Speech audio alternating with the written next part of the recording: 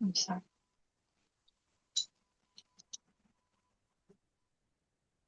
Okay.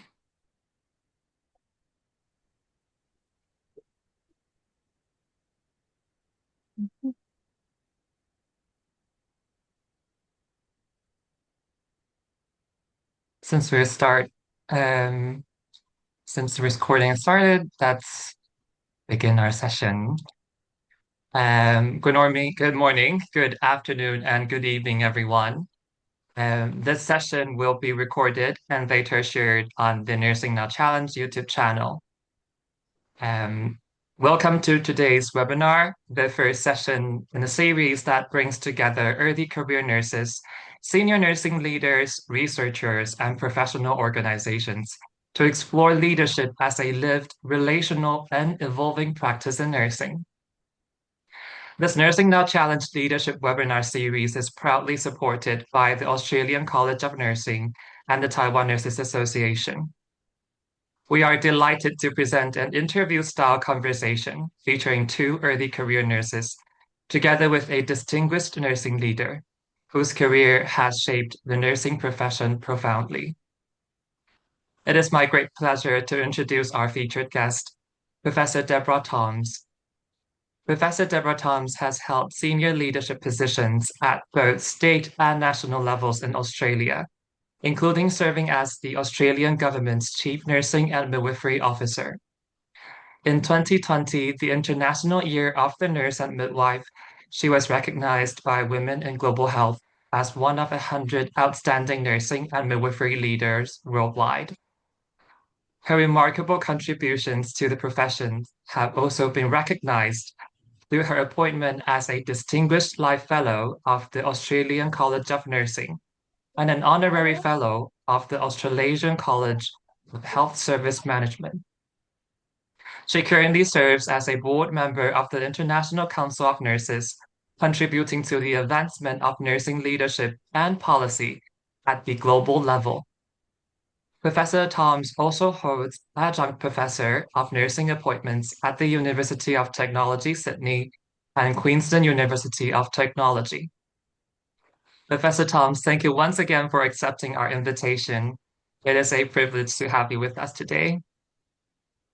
I would also like to introduce our two aspiring nurse leaders who will be leading today's conversation. Representing the Youth Nurse Member Committee of the TWNA is Chen Siying. Siying is an emergency department nurse at Tri-Service General Hospital in Taipei, Taiwan. She holds a master's degree in clinical nursing from National Yangming Jiaotong University and serves as an executive committee member of the Taiwan Nurses Association's Youth Nurse Member Committee, where she actively supports the professional development and engagement of younger nurses. Drawing on her extensive experience in emergency care, Singh is passionate about advancing nursing practice, education, and patient care in acute and critical care settings. Representing the next generation faculty of the ACN is Olga Novak. Olga is currently working on the Hello. acute ward at Seymour Health, where she is committed to providing high-quality patient care and supporting the health needs of her local community. Originally from Poland, her journey to Australia has shaped her perspective and strengthened her passion for nursing. Olga aspires to further her career in critical care and palliative nursing. She was named a 2026 Bullwinkle Scholar and recently presented a poster at the National Nursing Forum in Melbourne. With that, let's begin our conversation. And we will start with Olga, who will ask the first question. Hello, everyone. Before we start, I would like to do the acknowledgement of country from Nigambi. I represent Australia in this webinar, so I think it's the right thing to do. Therefore, I would like to acknowledge the Tangarung people, the traditional custodians of the land and waterways of Nigambi, where I'm coming from and joining you today. As we gather online from all around the world, I pay my deep respects to the elders past and present and extended respects to all First Nations people joining us today. Therefore, hello, Professor Debra. It's my great pleasure to be joining our team today and starting the webinar. Therefore, I have a first question for you, if you're ready. I'll start with the question in regards to redesigning models of care for complex and aging populations.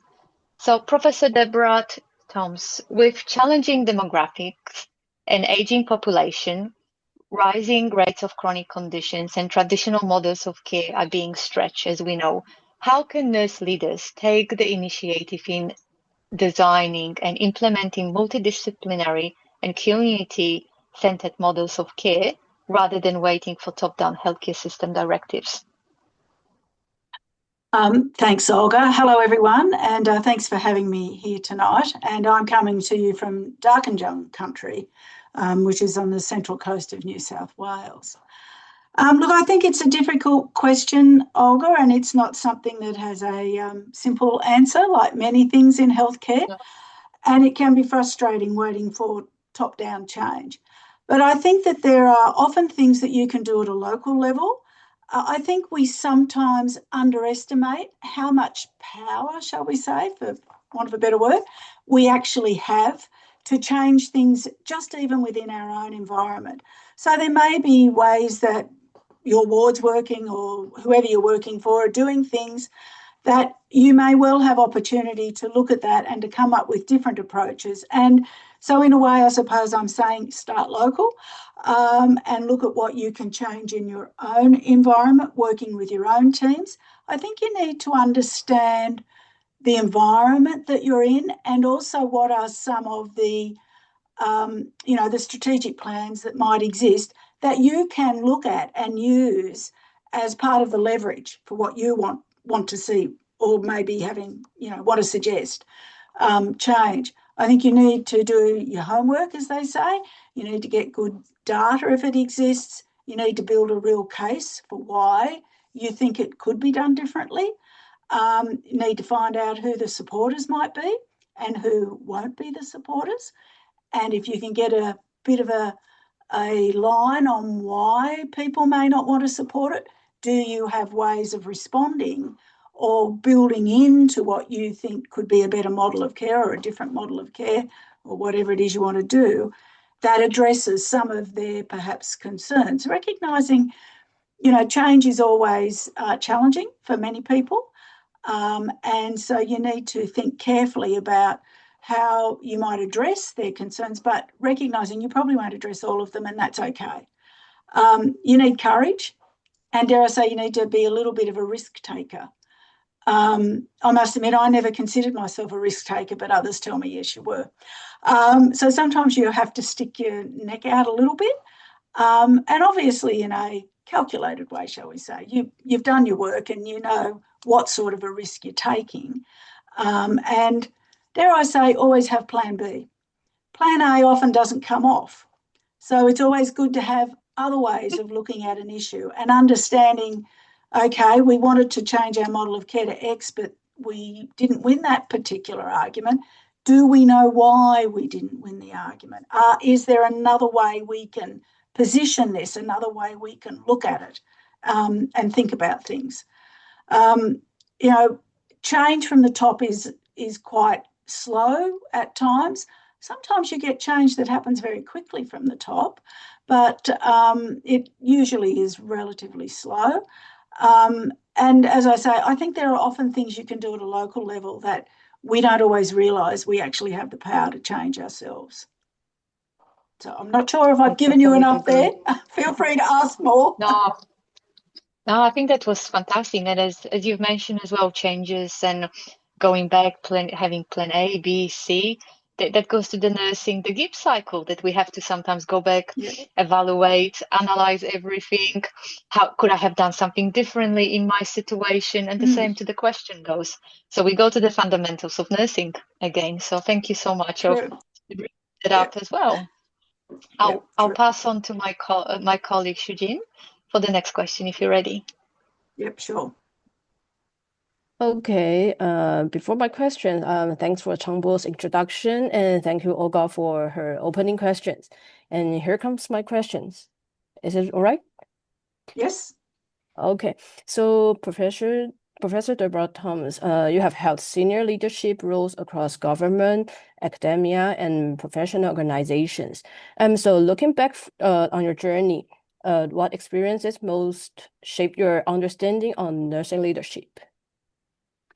Yeah, it's an interesting question to look back over your career, which spans 45 plus years.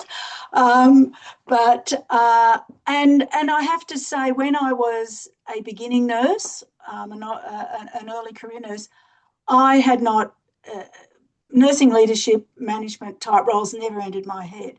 So I think along the way, there were people that influenced and encouraged me. For example, when I left after I graduated and I worked for a while at my training hospital, I decided to go remote. But I had an interview with the director of nursing, and she was really the first person that said to me, you should think about supervisory positions. And I sort of went, oh, supervisory positions, I don't know about that. And yet I found then, I suppose it planted a seed. And I did gradually move into those sort of roles. And then I felt that I needed to supplement that with education. I had some people that really encouraged me to take on roles that perhaps I didn't think about. So I think people around you often play a really important role in perhaps encouraging you or pointing out that, they think you might be suitable for something. I think the other thing, if I look back, is that I really like to do things that I feel are challenging me and stretching me.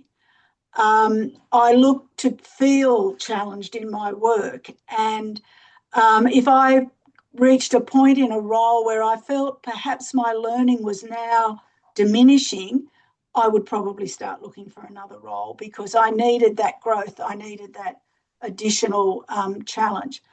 And as I say, along the way, couple that with formal education. So I've done over the years various bits of formal education.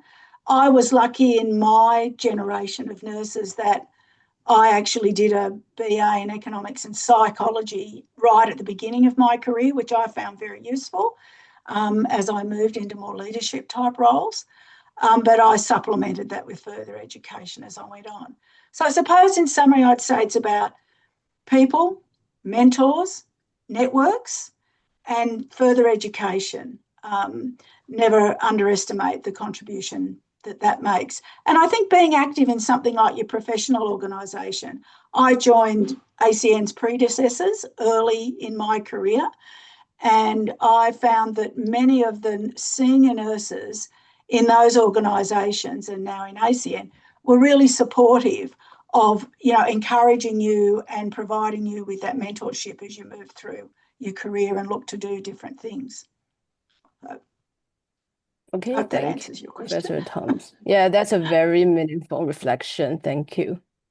Okay, so I'll Mind if I give step in that? Just on the spot right now, I was just wondering, like, if Deborah, if you could pinpoint one of the highlights of your career on the spot right now, what would you describe? What would you say it's like the highlight that you could think of?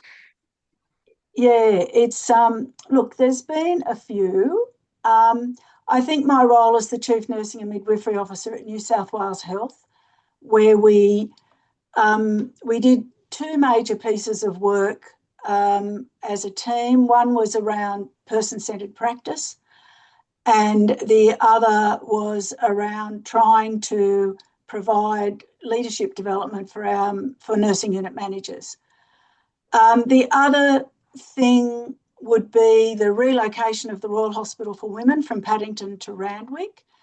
Where we did that, we basically didn't lose staff, and we won a public relations award for our communication strategy around that, which I have to say all credit goes to my media officer. She was fantastic.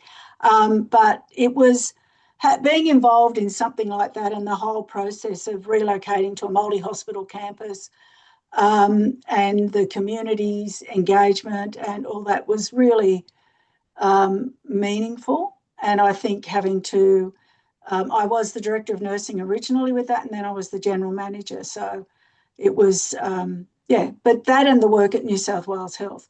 And I suppose the last thing I would say is that at the Commonwealth, we started work on RN prescribing, and finally, some 9 years later, it's up. So I think for me, they are some of the highlights. But obviously, you don't do those alone. I had really good teams and worked with some really great people to actually make these things happen. Because I think that's a Teamwork is critical thing about leadership. It's not about necessarily about you, it's about the teams and how you work through people and with people to bring about the I things. still remember, I think at the ICN event in Geneva this year, during the World Health Assembly, someone mentioned that in order to have a leader, you have to have also like the followers, the members that are making up the team. And at the end of the day, I think healthcare is a teamwork, and we could actually make better contribution as a team. So then let's move on to Olga. Thank you. That was a very nice question, and thank you so much, Professor Debra, for answering it. And I also would like to add that I think lots of us nurses are being challenged, but also it's important to be supported by your organization, by support that you have around and networking, and even your family and your colleagues. It's important to know that we're not alone, that we are there for others, because this is our job. It's never one way. We're always working as a team, no matter in which area of nursing you are you're doing. It's important that you're not feeling alone. And if you're feeling alone, not supported, it's important to speak up and ask for help. It is okay not to be okay. That's the thing that sometimes we are forgetting. We're only humans.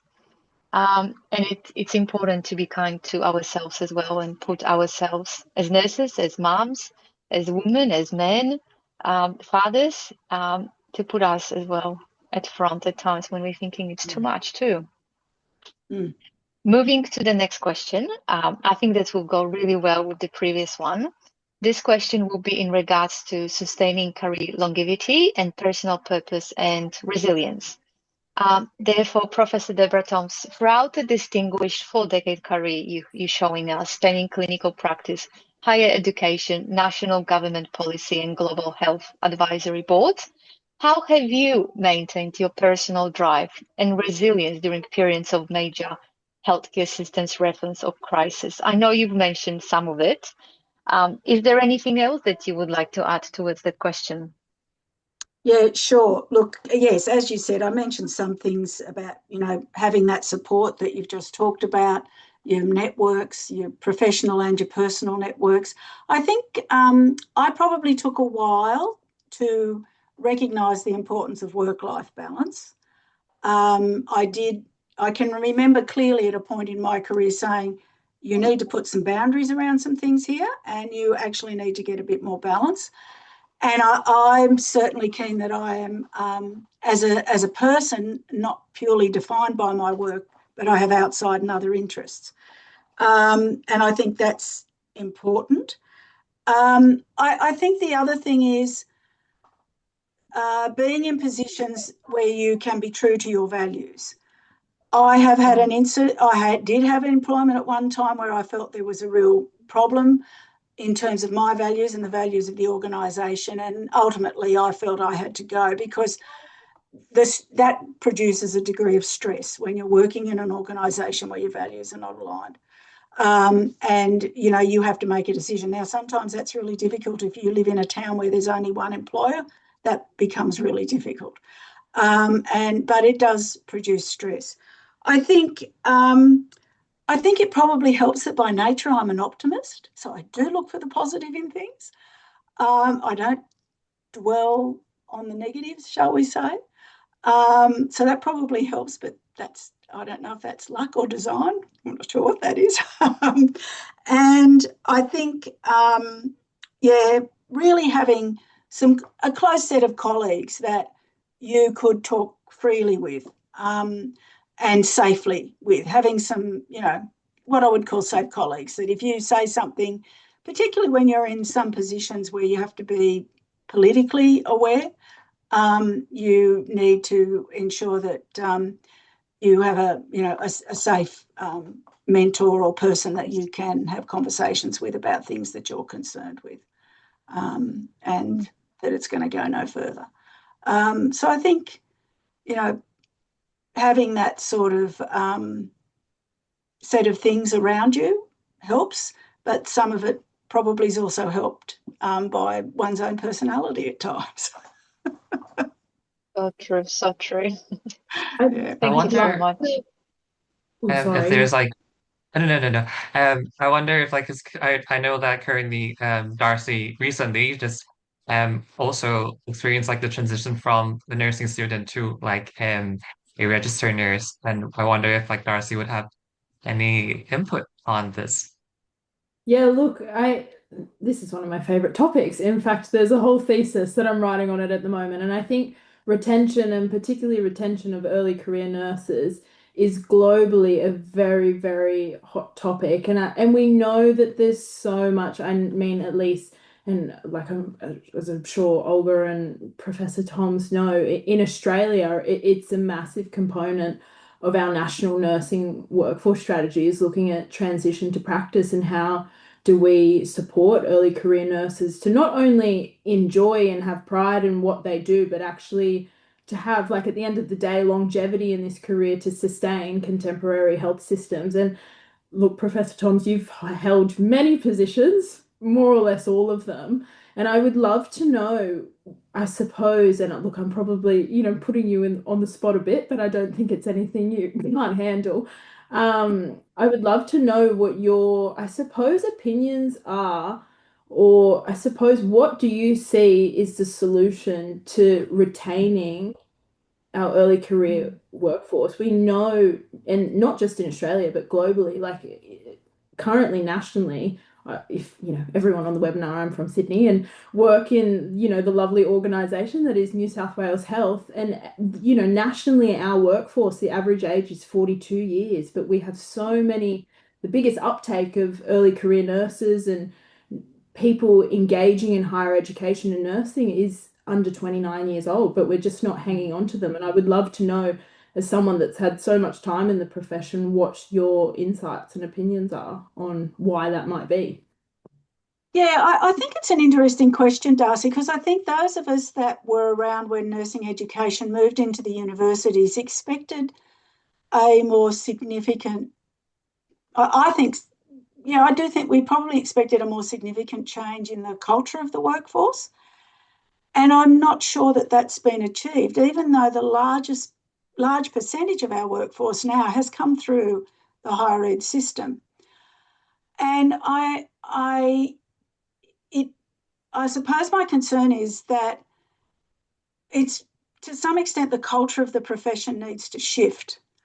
I find it very concerning that you still hear nurses talking about early career nurses as not knowing anything and can't do stuff, when they're very well educated, they do know stuff, but they have to be given some time to get some confidence in the workplace.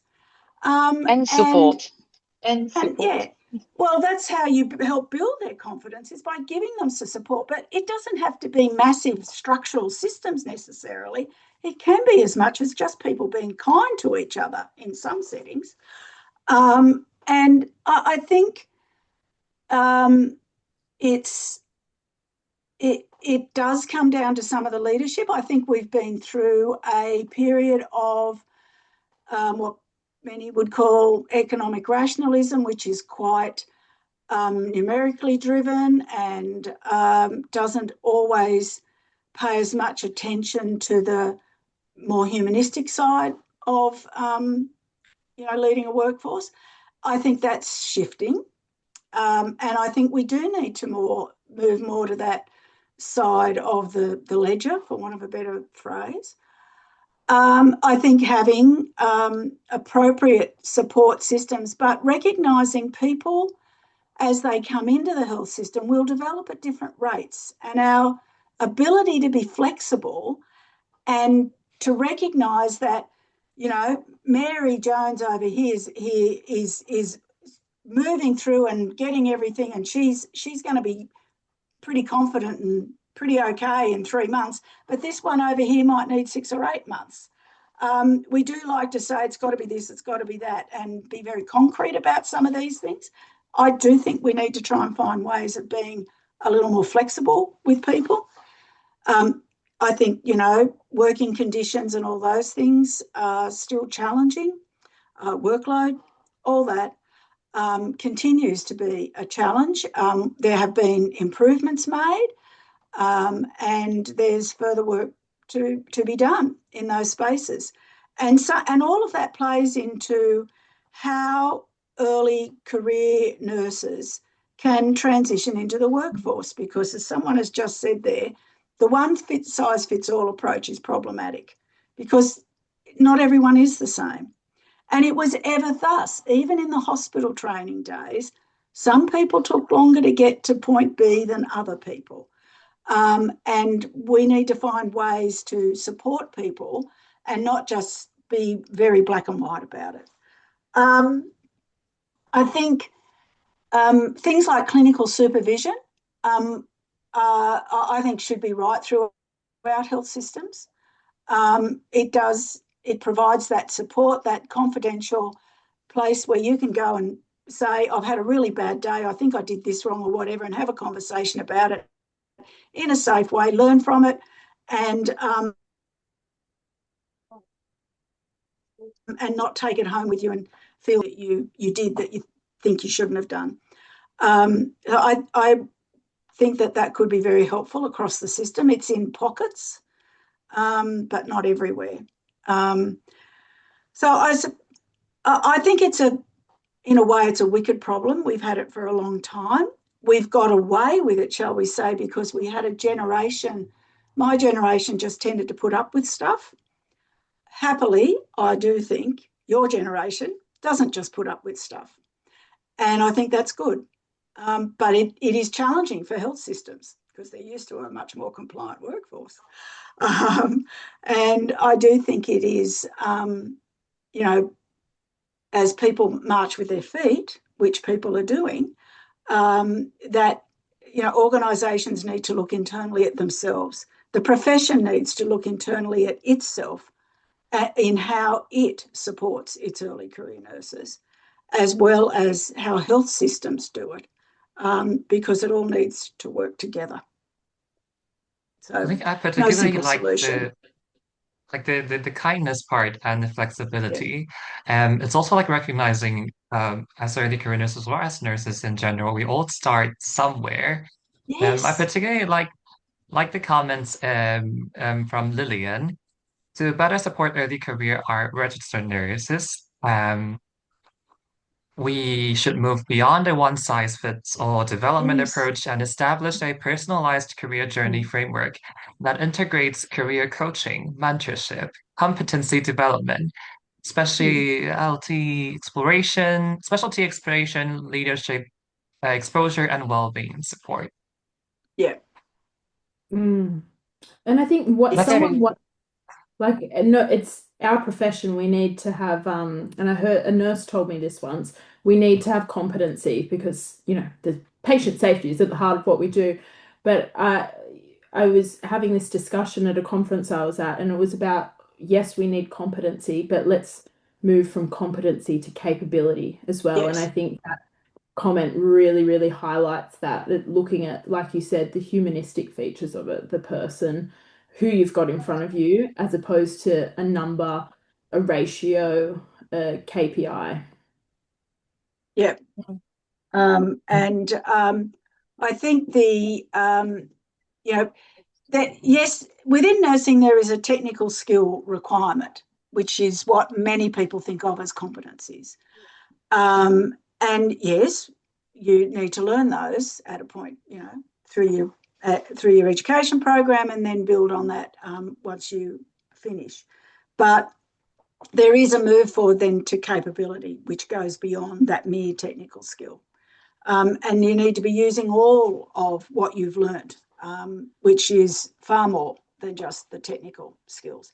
And it's not as if most education programs, certainly in this country, don't have a list of technical skills that you all do. You just may not have done them 200 times. I think there's a really pretty an elegant description for this. I think it's from Professor Jim Campbell. And during one talk, he mentioned that we should focus on human flourishment instead of human Yes. capital. Mm. And building on this one of our discussions, I want to move to Celine. Okay, it's really inspiring, and this question is just what I'm hoping to ask my second questions, and we got a lot of discussion. And thank you for Darcy and Professor Thomas' experience sharing. So, and now the second question for me, I would like to go back to our topic that this webinar series also hopes to inspire nursing students and early career nurses. So from Professor Thoms, your perspective, what are the most important qualities your younger nurses should cultivate if they hope to become future leaders in the professions? Okay, I think curiosity is something that I would encourage. Many things in healthcare and in nursing, sometimes you find have been done that way for a very, very long time, and nobody's ever said why. Why do we do it that way? Is there another way, a better way? What does the research say? How can we implement the research? I think that as young, right throughout one's career, you should be prepared to take on challenges and have courage to actually ask the questions and to look for the solutions. I think being professionally active, because that gives you a degree of support if you're an active member of your professional body, because you get support, but you also get ideas and strategies and ways of looking at things that you maybe didn't think of in there. And I think the other thing is to have some understanding of yourself, how you are in the world, how do you respond to certain things, how do you function, so that because I think sometimes when things happen, we have a way of responding, and we need to perhaps reflect back, is that the way that I wanted to respond? And if it wasn't, why not? So I think for me, thinking about having the sort of qualities is, as I say, curiosity, courage, self-reflection, and and a willingness to listen and learn from whoever you can listen and learn from, because sometimes the most important piece of information or education you might get may come from unexpected quarters, and I think the other thing I would say is throughout a career, as many of us would say, doors open and doors close. I've always been someone that walked through a lot of doors. I have had colleagues who've have had a very planned approach to their career, that by this time I'll do X, by that time I'll do Y, and then I'll be at Z. And when it doesn't happen that way, they get really upset and disappointed. I'm not an individual that had a clear career path plan. Opportunities arose and I made decisions about whether or not I would take them, because from every opportunity there was learning, and I could take that forward into the next role. So I would encourage people to be open to the different opportunities that might be presented to them, and sometimes have the courage to take the step to walk through a door that you think, I'm not really sure about this, but I think I might learn something, or I might be right for it. Yeah. As Professor Debra, when one door closes, another one opens. So you just never Often know does. through what the next door may bring to us. Something That's better, right. even. Yeah. And there'll always be something you learn that you can take forward, even if It's I'm always. never going to do that thing again. But there's always something you can take It's a forward. learning. It's a learning you'll know next time then. That's Yeah, right. it's always a learning. Yeah. And I think it echoes back to like the previous question on maintaining resilience and then personal drive. You kind of build on that and strengthen your own resilience through all those experiences. But let's move on to Olga. Sure. I was just reading the comments as well. I was reading through one of the comments. If we can just stop for a second, there is a comment about from Betanga Joshua saying that in my setting, nursing leadership is quite limited, and this exposes them to stress and mental exertion. Some end up becoming rude as they feel undervalued, expressing inferiority and superiority complex. Early career nurses are usually calmer and better at what they do, but as time passes, they slowly become rude. And my greatest fear is I don't want to be like them. That's really important because I actually come from the regional area at the moment as well, which the limited services are, and sometimes our opportunities are limited as well. So as we come across different nurses as well, our managers and everyone is different. And as Professor mentioned as well, we coming with different leadership approaches. We coming from different backgrounds. Sometimes we crashes. Sometimes we just have to learn as we go. Sometimes we speak up as well when we think this is enough, or sometimes things don't align and the values are not aligning together, and it's time for one party to say goodbye for various reasons. But it's important, the same what the person just mentioned, that we can feel hurt. And that's where what we've been talking as well, to support ourselves and make sure that we acknowledge that something is not right. And then we seek help. We change a different approach in our nursing, which coming back to limited services may be a bit harder, causing more mental stress, exertion, and sometimes even we leave the workforce, which is the tragic outcome that no one wanted. But if that's for the better, obviously the person has to wait the situation at the time. How can you add to that, Professor? Yeah, I think Batanga Joshua's comment, I mean, there are times, and it is easy to just snap at people. And that's why I say I think it's important to understand yourself as well. So I used to say to my staff, so I'll give you an example. I mean, I knew when I was having a bad day, and I knew that if someone asked me the wrong question, I was not going to respond in a good way. So in one of my roles, I'd been given by the operating theatre nurses, they'd introduced the timeout procedures into the operating suites, and they'd had tea towels made with timeout written on it. I actually used to shut my door and hang timeout over my door, and my staff knew, just leave me alone for 30 minutes so I could get my head together, get myself together and not be Miss Nasty. Because you need to recognise that these things are happening within you, and you need to have a way of dealing with that. And like I could do that in that role. Now, if you're the nursing unit manager on a ward, that's a lot harder to do. So you have to come up with a different way of, being able to find a little bit of space to take that time to sort yourself out in your head. I think the other thing that I heard a speaker say once at a national nursing forum, actually, for the ACN, she was talking about every morning before you go to work, you should look in the mirror and ask yourself, would I want to see that face? And I think that's actually really true, because if you leave home in that state, it's not going to get better unless you recognise you're in that state and that you need to either deal with it or find maybe, sometimes you don't go in because you're experiencing such a level of stress. But I think it is about recognising that it's happening, and having good support, having at least a couple of people you can talk to, having support mechanisms around you, which you will have to create yourself. They're not going to be created for you.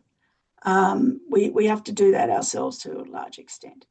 But if I can add as well, it's also important if you're an early career nurse, a student as well, or transitioning into your early career. into the practice, it's important that the leadership around you, it's supportive, that there is a structure and you have a people you can actually feel you're not alone. You can speak up and you feel, oh, I have to learn from that. Okay, I've made a mistake. I acknowledge that. And it's important to say, it's okay. We all been there. None of us are perfect and special, but we learn from our mistakes. And the more years we are in the profession, we just doing it less and less and trying to be better and be the inspirational leader. This is what I see and as well taught me, and this is what I observed and be part of it, that to be inspirational leader, it's not the one that shines and I'm the one shining everywhere. It's allowing others actually to shine, allowing others to see the potential, allowing others that I see a potential in you and I want to invest you. I want to support you. How can I support you? And see as well, I see you have a bad day. Are you okay? Do you want me to support you anything? I'm happy to do that for you. Go and have a break or do this one and we can get through it together. To work together, because nursing is working together, and this is the idea, working for others and surviving the shift, making sure that you're there for your patients and also having a good shift that you can come home and say, I can come back tomorrow and I can do it even better. Yeah. No, I agree. It can be challenging, and it is. It is challenging. Yep. Yes. Okay. Then let's move on to Sing. Okay. Thank you for sharing. And I think it's very important that self-resilience is very important, and also you have to care about your team, and you will get better caring on the patient. Yeah, so we often talk about resilience as an individual quality, but so what Professor Tom, that you feel that how much responsibility to the organizations and leaders can we creating environment that support nursing or early career nurse resilience? What do the leader can do more, or the organization can do more to create a healthier organization or the career environment? So, I mean, some of this comes back to what, in the research you'll see is about positive practice environments and the sort of factors that sit in them. As I said earlier, I think something like clinical supervision plays an important role in building resilience in nurses, in people in general, but in the healthcare environment. Having, I think, as Olga just mentioned, leadership needs to recognise and support nurses, at whatever stage of their career, because it's not just, dare I say, early career nurses have a particular, they're new to the whole environment. But if you're someone that's worked in a particular setting for the last 10 years and you've now decided that you want to go and work in a completely different context of practice, you're going to need support as well. And so many of those factors cut right across the whole workforce as people move into different roles and different things. I think we often talk about resilience, and we talk about it sort of in a bounce back way, which it's more than that. And I think it is about that ability to be able to be in an environment where you can say, listen, I've got some issues happening here today. I'm feeling a little overloaded. I just need, can you give me a bit of help to sort this out? And be met with a response that isn't, just get it sorted. I mean, yes, I had that happen. I worked in my first visit to intensive care, and they gave me a ventilated patient on day 2, and I was terrified as a student nurse. And the charge sister came up to me and said, "Oh, we're not coping, are we, Nurse Thoms?" At which point Nurse Thoms burst into tears because Nurse Thoms wasn't coping, and just being told she wasn't coping doesn't help. A more supportive approach would have been to say, how are you finding this? How can I help you to manage this patient's care to the best of your ability? Rather than that sort of negative way that some people like to deal with the world. So I think it is really important that leaders and those in roles where they're working with staff do seek to understand where that person is at the moment and how can you as their leader help them to go to the place where both they, you and the patient want them to be. And sometimes that might be something quite concrete. Other times it might be about a conversation. And it might just be saying, I'm here for you. I can help you if you need me. But leaving people just to struggle through and find on their own is not building resilience and is not helping them really in terms of their longer term career. That was a bit roundabout. Yeah, thank you. Thank you, That's Professor very well Thoms. said. I also want to highlight like one of the key aspects you mentioned, the thing mentioned earlier about the professional organizations Yeah. is obviously with the ACN having the next generation faculty. I have a very wonderful discussion with Tammy, who is currently the chair, and she's very enthusiastic about empowering early career nurses and nursing students, and obviously us at the Nursing Now Challenge under the BLITLET. It is our one of the missions that to empower early career nurses or nursing students and midwifery students and early career midwives to stand up and voice their thoughts and try to drive the change. Um, um, I wonder if like because I know that currently the International Council of Nurses they just launched the Learning Hub. And obviously here at Nursing Now Challenge, the UCN, and also the TWNA, like how do you see these professional organizations or initiatives like engage with like the younger generation of like nurses? Sorry, I missed that, Jean-Paul. How would you see like these professional organizations could like more Engage effectively more. engage with yes. Yeah. So I think, I mean, it is through things like ACN has the Next Gen group. ICN has its student and early career nurses group, which I think will grow and develop further over time. And there's a board member that links directly with that group. So part of that should see then that the thoughts and ideas that come through that can come through to that board level. And also at the Congress, they have particular sessions which are focused on early career nurses. And I think it is doing things like that. But I think it's also within the workplace and because there are some really good leadership programs, but only a small number of people can get to go to them at a time.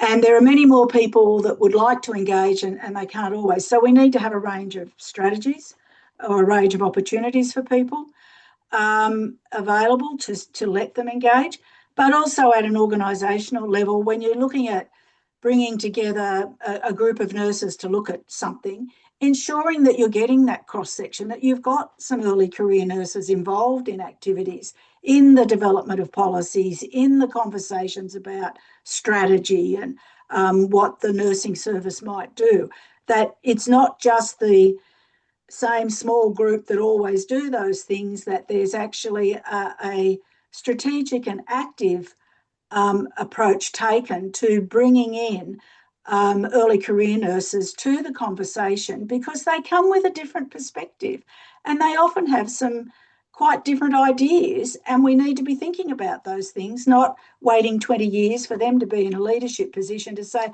had this really good idea 20 years ago and it's still a really good idea, I think we should do this.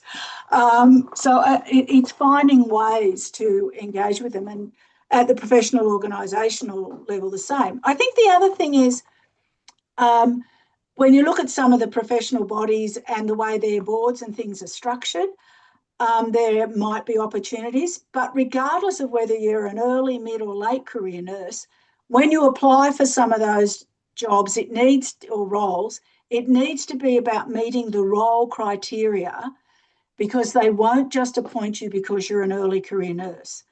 They'd probably be happy to appoint you as an early career nurse as long as you meet the criteria for the role. And there's no reason that you can't often meet those criteria. It just needs some maybe more creative thinking about how you might word something, because they may have written a set of things that you look at and think, gosh, well, you've got to have been around 20 years to get that. Well, then it's looking at, well, how can I actually talk about what I bring that actually addresses that, which maybe they haven't really thought about it that way. So I think, but it is about some structural engagement needs to happen as well within organisations. Yep. Yeah. And also, I love the idea that I think it's also quite important as a skill in the sense like learning the language, learning how to Yes. Yes. And That's actually, one of Darcy, my Darcy, do you favourite have ones, I suppose. It's one of my favourite things is that if you're going to present an idea to a politician or a general manager or a financial manager, you need to speak their language. You need to understand what's important to them. And you need to structure whatever it is you want to do to sound like, so that they think you're fixing their problem. Because they're probably not going to do it if you're just saying, well, nursing needs X. That's not going to be a strong enough argument. Yeah, I Darcy? couldn't agree more. I love these conversations. They're my favorite. I think it also, I think it speaks to our culture a lot as well. I know, having just gone through the undergraduate, tertiary system and now in, my first, gosh, I think we're nearly at 8 months out as a registered nurse. A lot of early career, opportunities often have an incentive provided to them, and I think, particularly, and look, I'm very pro early career nurse and probably always will be, but I think it's a mind shift as well, like shifting that mindset to, no, this is an opportunity. I should want to do this. I don't need an incentive to do it. This is good for me and my professional development. And I can see organizations, like Nursing Now Challenge, like our professional bodies. I'm a firm believer that we can't empower someone. We can only create environments that facilitate individuals to empower themselves. And I think, in many ways, I think, I am biased. I do think it's a generational thing. With particularly, I notice a massive, and this is just me having a little rant, a massive difference between early career nurse is not defined by age, it's defined by how long you've been in the profession. Now, if you get a mature age student next to a, let's say 18-year-old individual that's just left school, and you put those two people next to each other, the uptake of opportunity and the appreciation for what professional and organizational bodies offer is starkly different. So I think partly because so much of our early career population is young nurses that are under the age of 25, I'm a firm believer that has something to do with it as well. And I do think that older generation, and like, for lack of a better word, older, have a much greater sense of professional identity than our new young nurses coming through as well. But it's such a interesting topic. It is an interesting topic, and yes, I've seen that myself. I mean, dare I say, the value proposition that organisations have to provide these days is very different to when I joined. When I joined, you joined because, well, one, that was what you did, but secondly, because that gave you a network when you were looking for jobs and looking for promotions and things. And that was all helping your career to grow and development. You didn't really look for much else. But I very much heard from nurses, some younger nurses, that very much, well, what's in it for me? What are you going to give me, sort of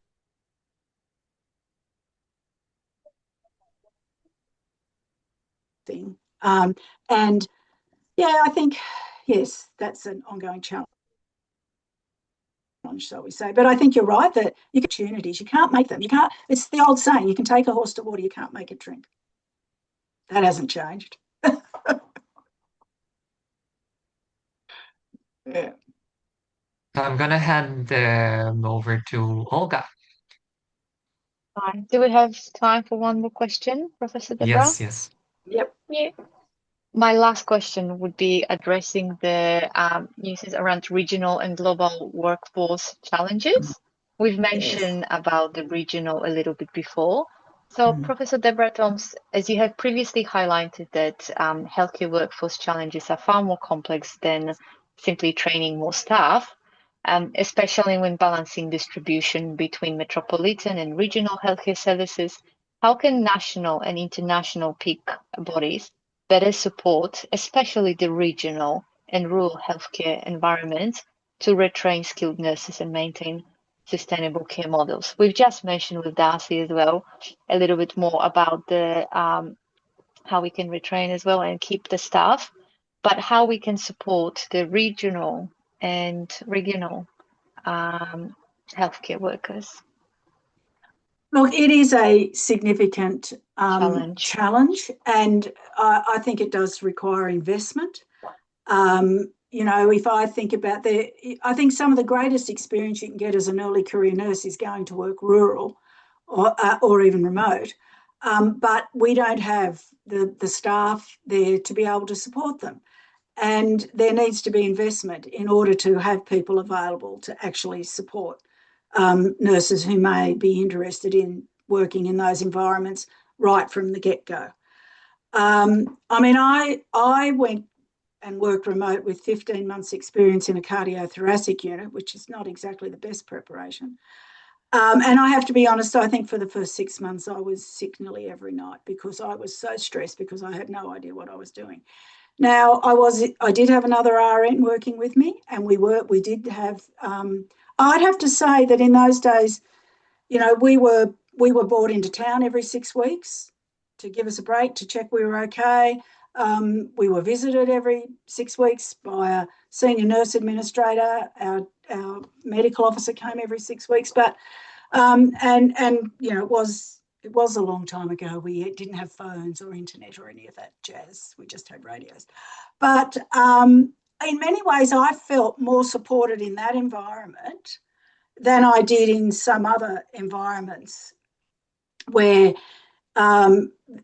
people didn't recognise that you needed to have that contact regularly. So I think even where you do have a paucity of resources, making that you use the little resources that you do have to really engage and support the nurses that are there.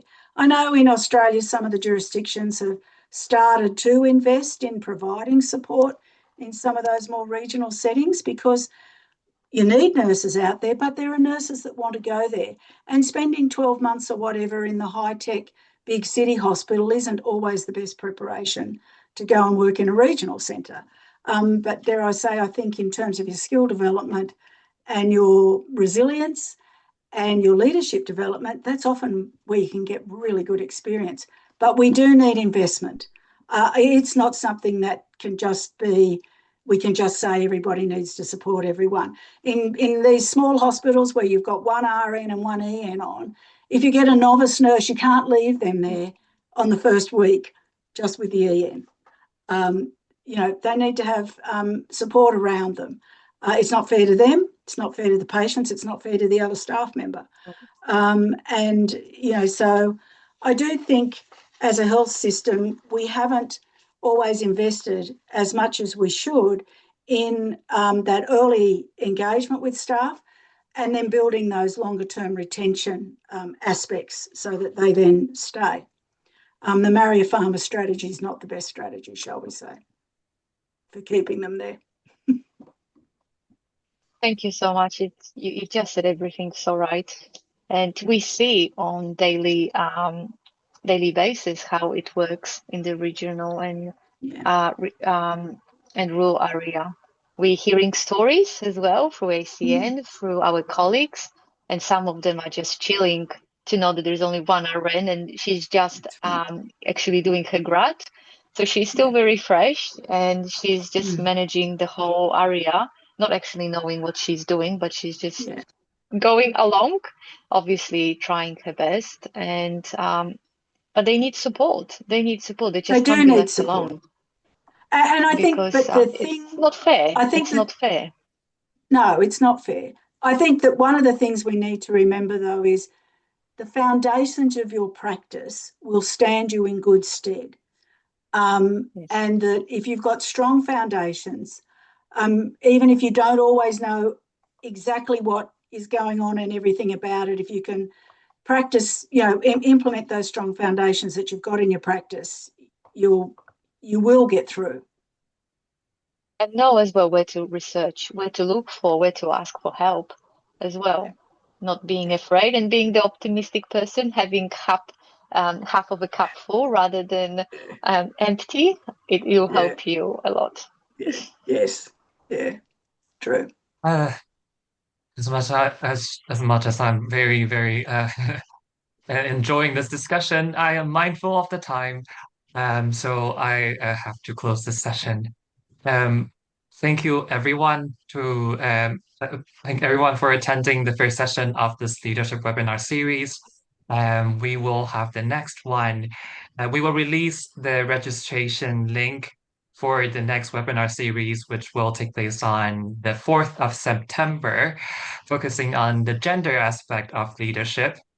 And please do sign up. And I have to thank, I'm very thankful for, again, Professor Debra Thoms for sharing her experience, her insights. And I'm thankful for Olga and Sing for agreeing to do this interview. And obviously our lovely Western Pacific Hub member, the global lead, Darcy also. For those who are interested to know more about Professor Debra Thoms, I know that the ACN had a podcast, and there's 2 episodes that is interviewing Professor Debra Thoms. So please do check that out if you are if you have the time. I find that 2 episodes very insightful. Thank you all once again, and see you on the next session. Thanks, Thank you everyone. so much, Simpo. Thank you as well for joining us and being with us. And thank you, Professor Debra, for your presence here and your input. It's much appreciated. Thank you. And the future's in good hands. Future nurses, you've got it. And thank you, Professor Thoms, for sharing your valuable reaction. Thank you.